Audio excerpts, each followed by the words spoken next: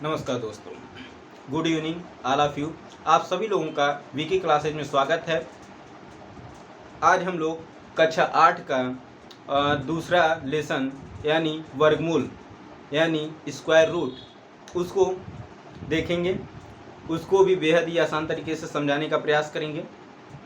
और यदि मेरे चैनल पर जाकर आप ये सब पढ़ते हैं, देखते हैं, तो आप यदि कोई भी कमियां हो, ठीक, तो आप कमेंट बॉक्स में कमियां बताइए, उसे हम सुधार करेंगे, ठीक। और यदि आप लोग को समझ में आता है अच्छे तरीके से, तो आप मेरे वीडियो को सब्सक्राइब कीजिए, बेल आइकन पर क्लिक कीजिए और दोस्तों, यारों, सगे संबंधियों के बीच इसको शेयर कीजिए ताकि और लोग भी पढ़ सकें, ठीक। तो वर्गमूल में हम लोग को क्या क्या पढ़ना है उसके बारे में जानते हैं। क्या है? पहला, वर्ग और वर्गमूल की संकल्पना, ठीक। वर्ग और वर्गमूल की संकल्पना।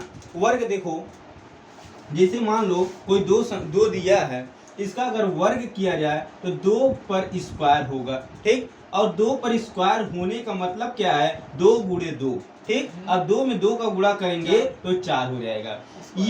ये 2 का स्क्वायर है, ठीक। और अगर कह दिया जाए 4 का वर्गमूल कितना होता है, तो 4 का वर्गमूल ये 2 होता है।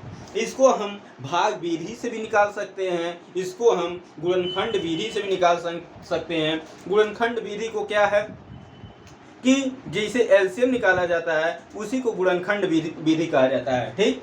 अब दूसरा में पूर्ण वर्ग संख्या की पहचान कर संख्याओं के वर्ग एवं वर्गमूल के गुणनखंडों के संबंध में जानकारी प्राप्त करेंगे, ठीक। तीसरा है पूर्ण वर्ग संख्या का गुणनखंड विधि से वर्गमूल ज्ञात करना। 2 विधि होता है किसी का क्या निकालना, वर्गमूल, पूर्ण वर्ग संख्या का गुणनखंड विधि से वर्गमूल ज्ञात करना। वर्गमूल ज्ञात करने का 2 तरीका है, एक गुणनखंड विधि है और दूसरा भाग विधि है, ठीक। दूसरा भी अवगत कराया गया है इस सिलेबस में। भाग विधि से पूर्ण वर्ग संख्या का वर्गमूल ज्ञात करना। और अगला है वर्ग संख्या और उसके वर्गमूल में अंकों की संख्याओं में संबंध। फिर अगला है दशमलव संख्या का वर्गमूल भाग विधि द्वारा ज्ञात करना। जैसे दशमलव कोई संख्या है, उसका वर्गमूल ज्ञात करना चाहते हैं तो उसका गुणनखंड विधि से भी हो जाएगा, बट उससे आसान भाग विधि से पड़ता है, ठीक।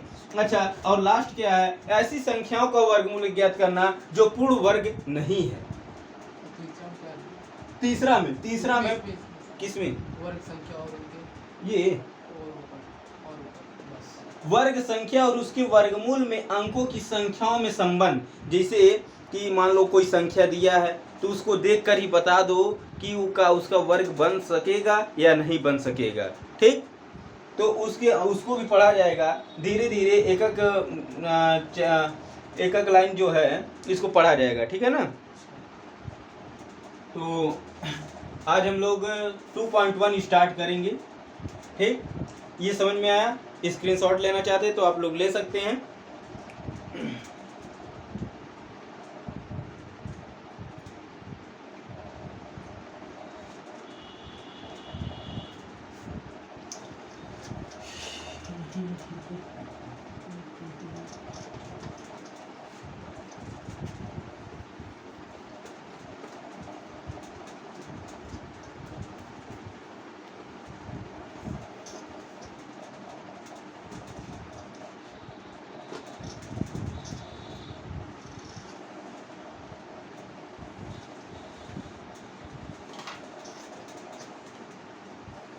हम्म 2.1